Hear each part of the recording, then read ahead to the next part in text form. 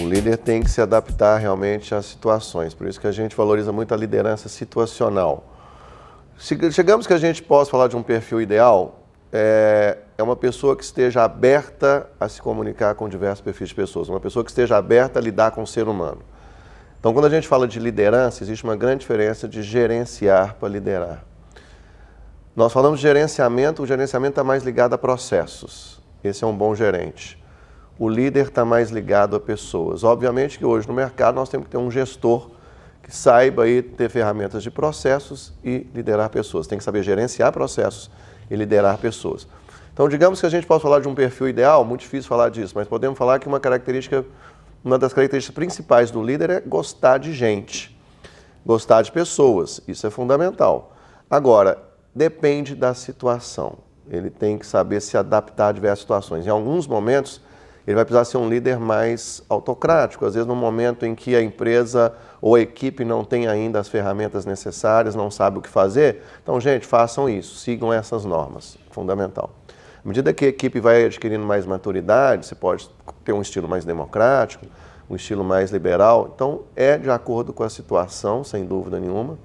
Lembrando que, por exemplo, um corredor de maratona, ele quer ser o líder quando ele corre uma maratona.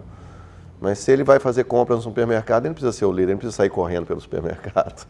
Então, por isso que a gente tem que se adaptar às situações. Ponto-chave, gostar de pessoas, de lidar com pessoas.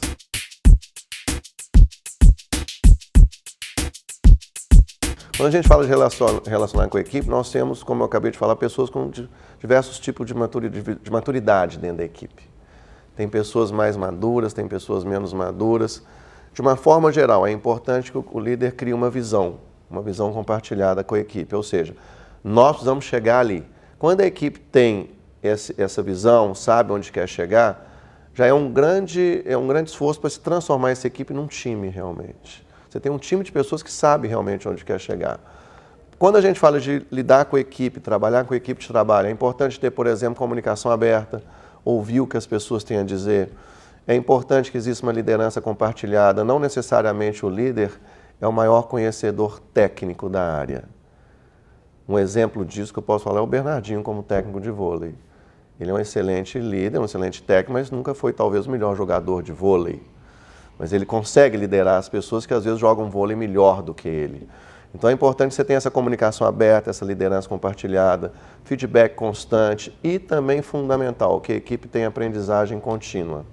Principalmente hoje no mercado, se uma equipe acreditar que já sabe tudo, que já está legal, aí que ela começa a cair. Então essa aprendizagem contínua, melhoria contínua, com comunicação aberta, feedback, tendo uma visão compartilhada por todos, é a chave para uma equipe de alta performance que se transforma num time.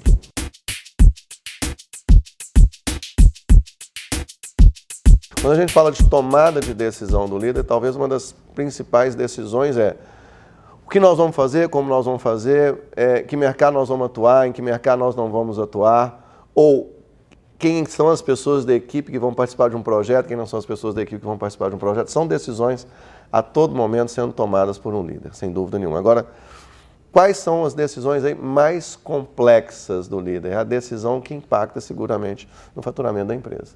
Uma decisão que impacta, às vezes, no time em geral. Quando a gente fala de administrar esses conflitos, é importante perceber que existem fatos. Por exemplo, existe um fato de que a empresa precisa atingir um faturamento X. Isso é um fato. Agora, existe muitas vezes o desejo da equipe ou o desejo da empresa. Olha, desejamos que esse faturamento aumente em 2, em 3 vezes.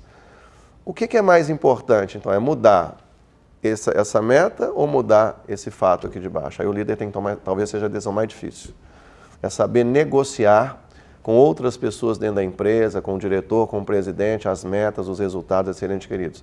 A decisão a ser tomada de como unir aí o que o diretor, o que o presidente da empresa quer com o que a equipe considera que é possível. Talvez essa seja a decisão mais tomada, essa administração de conflitos entre a alta cúpula e a equipe. Uma das decisões mais difíceis do líder é essa, saber negociar e administrar esse conflito.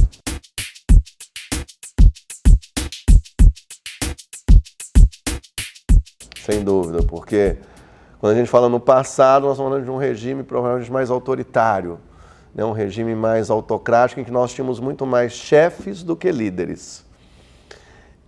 Alguns líderes, pseudo-líderes, né, acreditam que liderar a equipe é tratar na base do chicote, por exemplo. Isso não é liderança, porque você não tem o apoio das pessoas. A pessoa até cumpre o que você fala no curto prazo, porque ela é obrigada a cumprir. Mas no médio e longo prazo é muito difícil que a equipe mantenha o respeito por um líder como esse. Eu diria que as pessoas saem da empresa muitas vezes por causa do líder. Ela desiste de trabalhar numa empresa ou desiste de trabalhar em algum local porque ela não vê aquela liderança como uma liderança eficaz. Quando você realmente tem o apoio da pessoa, quando você é um líder que age com eficácia, você tem esse apoio das pessoas, você tem as pessoas que compram você como gestor.